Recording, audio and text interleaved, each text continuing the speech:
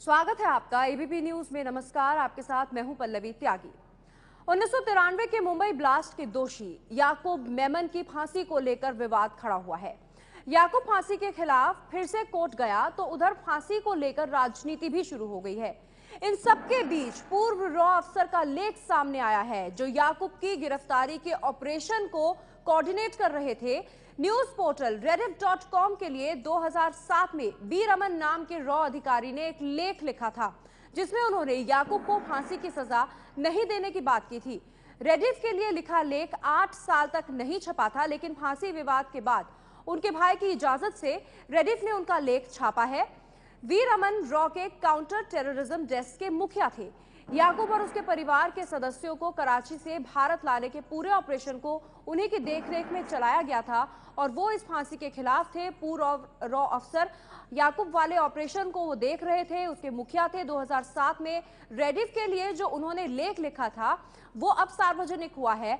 उन्होंने लिखा था, मेरे रिटायर होने से कुछ दिन पहले यानी जुलाई 1994 में याकूब को नेपाल के काठमांडू से गिरफ्तार किया गया था। नेपाल पुलिस ने इसमें मदद की थी। गिरफ्तारी के बाद याकूब को भारतीय क्षेत्र में लाया गया। इसके बाद एआरसी के विमान से उसे दिल्ली लाया गया। याकूब की सजा को लेकर पूर्व रॉ अफसर का लेख हम आपको बता रहे हैं। उन्होंने आगे लिखा था, जांच अधिकारियों ने उसकी गिरफ्तारी पुरानी दिल्ली में दिखाई। इसके बाद उसे पूछताछ के लिए हिरासत में लिया गया। ये लेख 2007 में उन्होंने लिखा था, लेकिन rediff.com ने इसे अब छापा है। आगे लिखा था उन्होंने, इस पूरे ऑपरेशन को मैं कोऑर्डिनेट कर रहा था। याकूब कराची से काठमांडू अपने एक रिश्तेदार से मिलने आया था। याकूब अपने जानने वाले वकील से सलाह लेने आया था कि खुद और बाकी मेमन परिवार के सरेंडर करने का रास्ता क्या हो सकता है। याकूब के मुताबिक पाकिस्तान में वो आईएसआई के साथ सहज नहीं था, इसलिए मुंबई पुलिस के सामने सरेंडर करने के लिए वो सोच रहा था। याकूब के रिश्तेदार और वकील ने उसे कराची लौट जाने की सलाह दी थी, लेकिन एयरपोर्ट पर कराची जाने के दौरान ही वो पकड़ा गया था।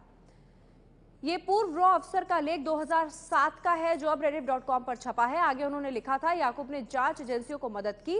उसने बताया कि बाकी रिश्तेदार कहां रह रहे हैं और इसी के साथ फांसी के खिलाफ थे पूर्व रॉ अफसर। उन्होंने आगे लिखा, इसमें कोई शक नहीं कि याकूब मुंबई ब्लास्ट में शामिल था।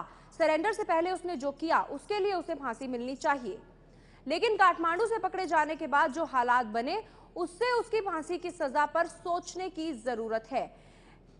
जांच एजेंसियों को जिस तरीके से याकूब ने सहयोग दिया और परिवार को वापस लाने को तैयार किया, उससे इस मामले में सोचने की जरूरत है। यानी कि याकूब को दोषी माना था पूर्व अफसर ने भी, लेकिन क्योंकि याकूब ने सहयोग किया था उस वक्त अधिकारियों को, सिर्फ इस वजह से ये कहना था पूर्व अफसर का, जो 2007 में उन्होंने अपना लेख छापा था rediff.com में, कि फांसी पर सोचने की जरूरत थी।